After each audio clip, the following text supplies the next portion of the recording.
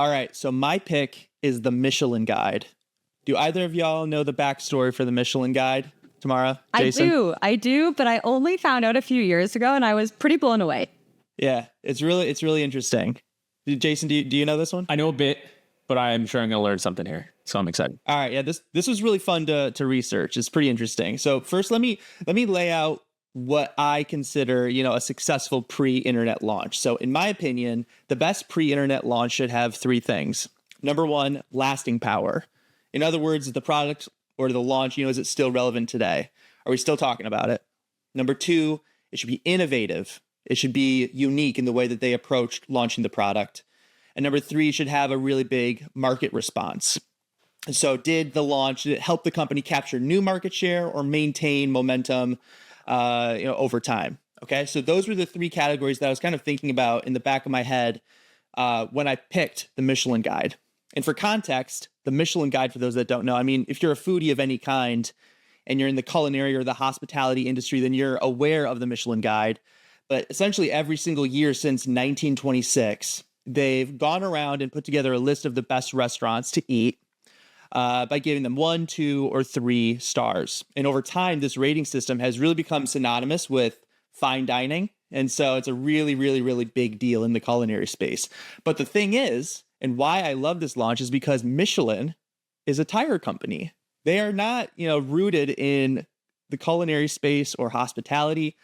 Like you'd think that a publisher of a guide of this magnitude, like they'd be some kind of like independent reporter or maybe a newspaper magazine, something like that. No, this is literally a French tire company.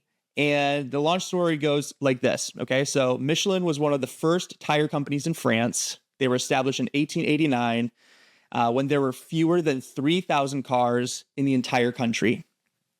And they thought, hey, how do we get more people to buy more tires? Well, they need to drive more. How do we get them to drive more? Well, we should probably give them a list of recommended places to drive to. And so that's what they did. But at first, this list wasn't just restaurants. It was, maps. It was where to fill up on gas, other info like that. The first iteration of the guide was fine, but it wasn't what it's known today, the infamous Michelin Guide. It wasn't until about 2 decades later when they made 2 changes that would really unlock the next level of success. The first change was they restructured the guide. They focused more on restaurants and hotels because they noticed that was typically like the most read sections, and they established the star rating system. So they just tweaked the format a little bit. And the second change to this guide was that they started charging for it. So previously it was free and was monetized through ads. Now they're moving forward and they decided to ditch the ads, and they hired a team of mystery diners to review restaurants more formally and actually give them these star ratings. And I can't reiterate this enough, guys. This is a tire company. Their primary business is selling tires. Okay, we're still in 2024. We're having arguments about content strategy for businesses.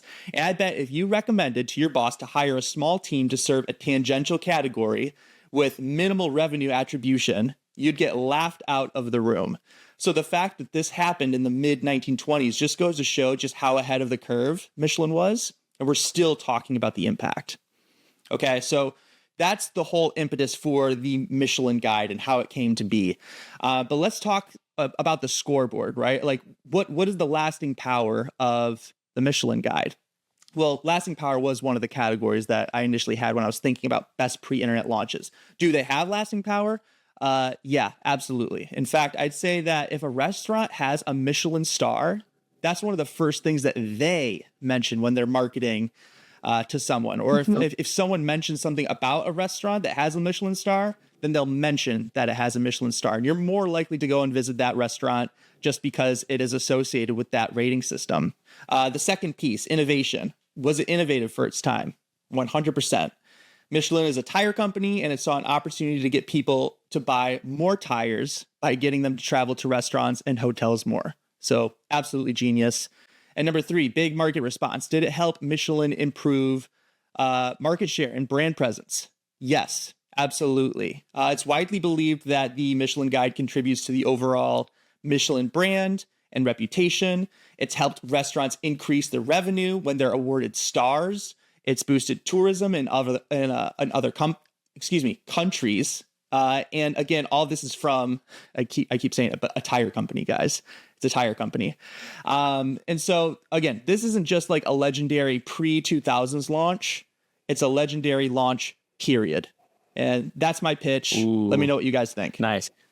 I was very excited when I heard that you were doing the Michelin Guide. I have a love-hate relationship with the Michelin Guide because I love to eat. I am a foodie. And whenever I travel anywhere, the first thing I do when I'm researching for that city is I go to the Michelin Guide app. There's an awesome app. I filter by that city and I try to decide like, where am I going to eat when I go here? But then on the flip side, it's like any place that has a star is so hard to get into. The prices are more expensive. So that's where the love-hate comes from. But I remember, Andy, I actually had no idea that it was the tire company. And I feel kind of dumb even admitting this until a few years ago. Same. Oh, really? I'm the same way. Okay. Actually, that was a big like recurring thing for me. I was like, in the back of my mind, are they associated at all? And then I finally Googled and I was like, oh, they are. That's cool. But you know what? Like the thing is, like, I don't know if I could mention, this tells a little bit about me. I don't know many other tire companies. You guys, listen, like not a big car guy over here, but I know who Michelin is, and I think that just the fact that they're able to get their name out there in this way, in this like roundabout but still related way, it was really, really cool. So is the Michelin Guide still, and like that app and that sort of thing, is that still ran within the Michelin company? Like they just have a department that runs the guide? Yeah, they still publish it. Here. Yeah. So they have their own website. They update it every single year. They've expanded it a little bit. So it's more than just like 1, 2, or 3 stars. And it's primarily hotels and restaurants.